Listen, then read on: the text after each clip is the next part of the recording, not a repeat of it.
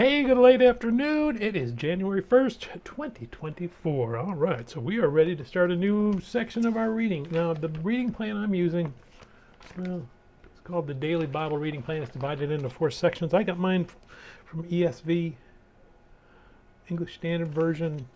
It's in back of one of my Bibles. You might have a different one in the back of your Bible. It's okay to use that one too, if you want, but what I like about this, it divides our Bible into 4 sections, and last year we read one section, Pentateuch, in the history of Israel. The year before that, we read the Gospels and the Epistles. Not quite a quarter, maybe a little bit more, so we've gone a little over halfway through our Bible. So we're going to read from the section called Chronicles and Prophets.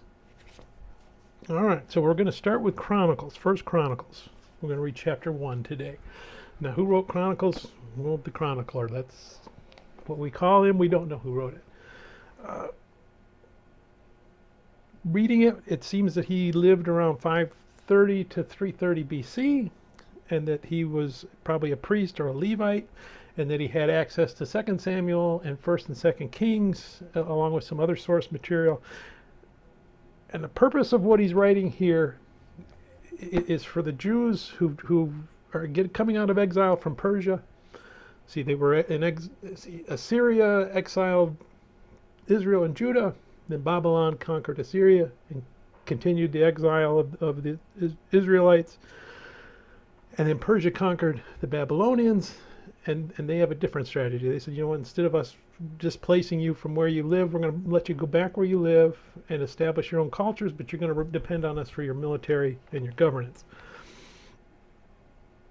So the Jews have come back to Jerusalem, or on their way back from Jerusalem, and our author has a problem, because these people are saying, well, wait a minute, how are we the chosen of God? You know, we've been in exile for 400 years again. You know, our kingdoms are destroyed, our land's not really ours anymore. How are we the chosen of God? And that's what this chronicler wants to set out for them. He wants to show them, hey, okay, here's why we were in exile to begin with, because we chased after sin and we were disobedient to God. Here's where all that greatness came from. It was that promise to David, the promise to Abraham. It was obedience to God, following God's commandments. When we did that, we rose. When we stopped doing that, we fell. Even though we fell, God is still keeping us together, so God still has a plan for us. If we turn to obedience, well, then we're going to have blessings again. So that's what our author wants us to find out, or wanted these people to find out. Now, that's why he's going to start with this chronology, this list of names that everyone loves to see. Now, if this is the first time you're reading the Bible, this is a hard stuff to get through. Yep, this is probably the one no one really likes to do. If you've read it a few times, though, or even if you've only read it, this is your second time reading it through with me or by yourself, those names you start going, oh, wait a minute, I remember this guy was a part of this story, this guy was a part of that story, this guy did this. And that's what this chronicler wants us to see. He wants us to see Adam, and he wants us to see the descendants of Adam and how they, you know, the sinful ones went away, but they formed some of the communities that are around them that have oppressed them. There were the ones that were blessed that led us to Abraham. Abraham had descendants. He had Isaac and Israel. Isaac's descendants became all the rest of the nations around them. Israel's, we're going to get to when we get to the more readings, brought us to David. So he wants them, his audience, to see all the different tribes of Israel. He wants them to see how they fit into that tree, that family tree that brings them down, to show them that, hey, you're part of this Davidic covenant. You're part of the covenant with Moses. You're part of the covenant with Abraham. Disobedience, that's what led us to the exile. If we get back to the covenant commandments, get back to covenant faith, get back to following God the way we're supposed to, we're going to get the blessings and we're going to turn around. So let's go ahead and we're going to start with this First Chronicles chapter 1, and we'll go through this list of names that get us from Adam almost to Israel. Adam, Seth, Enosh, Canaan, Mahalalel, Jared, Enoch, Methuselah, Lamech, Noah, Shem, Ham, and Japheth. The sons of Japheth were Gomer, Magog, Madai, Javan, Tubal, Meshesh, and Tiras. The sons of Gomer were Ashkenaz, Diphath, and Togarmah. The sons of Javan were Elisha, Tarshisha, Kittim, and Rodanim. The sons of Ham were Cush, Mizraim, Put, and Canaan. The sons of Cush were Seba, Havilah, Sabta, Raama, and Sabteka. The sons of Raama were Sheba and Dedan. Cush begot Nimrod. He began to be a mighty one on the earth. Mizraim begot Ludim, Enmim, Lehabim, Nephthathim, Parthursum, Kashluhim, from whom came the Philistines and the Caphthorim. Canaan begot Sidon, his firstborn, and Heth, the Jebusite, the Amorite, and the Gigashite, the Hivite, the Achrite, and the Sinite, the Arvadite, the Zimarite, and the Hamathite. The sons of Shem were Elam, Ashur, Ephraxad, Lud, Aram, Uz, Hul, Gether, and Meshech. Ephraxad begot Shelah, and Shelah begot Eber. To Eber were born two sons. The name of one was Peleg, for in his days the earth was divided, and his brother's name was Joktan.